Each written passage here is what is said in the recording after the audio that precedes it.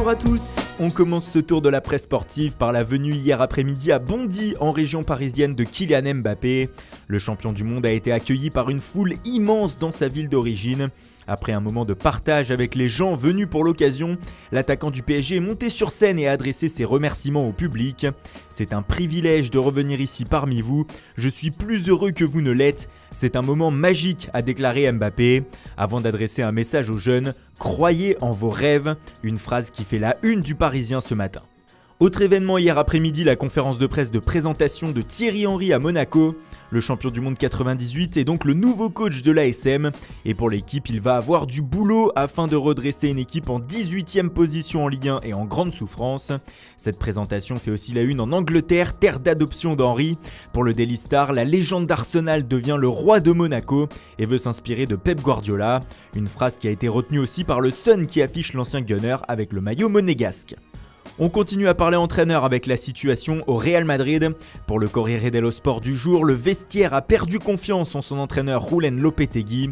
C'est pourquoi, selon le média italien, le président madrilène Florentino Pérez aurait appelé Antonio Conte pour connaître ses disponibilités. L'ancien coach de Chelsea, libre à l'heure actuelle, aurait répondu favorablement aux questions du président merengue. Quoi qu'il en soit, le sort de Lopetegui ne devrait pas être fixé avant le dernier week-end d'octobre, soit après le Classico face au Barça. On reste dans l'actualité du Real avec encore et toujours le président Pérez qui fait la une de AS ce matin. Pour le média, le boss des triples champions d'Europe en titre est parti en guerre contre le président de la Ligue espagnole, Javier Tebas, au sujet du match que veut délocaliser à Miami le patron de la Liga. Girona-Barça doit en effet se jouer aux États-Unis en janvier prochain afin de promouvoir le championnat sur le continent américain. Pas du goût de Florentino Pérez qui a écrit une lettre à Tebas pour qu'il change d'avis.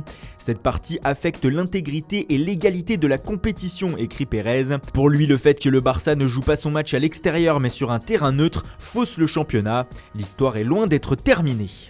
Mundo Deportivo est très loin de tout cela en ce moment. Depuis hier, le média catalan n'a qu'une information sur sa une. Un retour de Neymar au Barça, c'est possible. Ce matin, le quotidien s'appuie sur 2 sondages pour étayer son propos. 64% des socios des Blaugrana seraient pour un retour du Brésilien en Catalogne et 92% pensent qu'il a fait une erreur en quittant le club pour le PSG. Cela va même plus loin, la radio Racuno indique que le président Bartomeu aurait sondé les cadres du vestiaire pour savoir s'ils étaient pour un retour du Parisien. Le oui l'aurait emporté. Bref, la Catalogne se prend à rêver, quitte à aller bien vite en besogne. Et dans l'actualité du Barça, il n'y a pas que Neymar, il y a aussi Arturo Vidal pour qui la galère continue. Après son coup de gueule sur son manque de temps de jeu, le milieu de terrain se voit cette fois-ci ramené à son passé à Munich par le quotidien Bild. En effet, selon le média, le Chilien a été condamné hier à 800 000 € d'amende après une bagarre en 2017 dans une boîte de nuit où il aurait frappé un homme avec une bouteille. Et puisque l'on est à Munich, restons-y avec la une du magazine Kicker. Le média dévoile une interview de Arjen Robben qui revient sur la crise qui touche le Bayern actuellement. Nous n'avons pas beaucoup de temps pour réagir, déclare le néerlandais. Une manière de secouer ses partenaires ? Voilà, c'est tout pour aujourd'hui. Merci pour votre fidélité. Bonne journée à tous et rendez-vous dès demain matin pour une nouvelle revue de presse.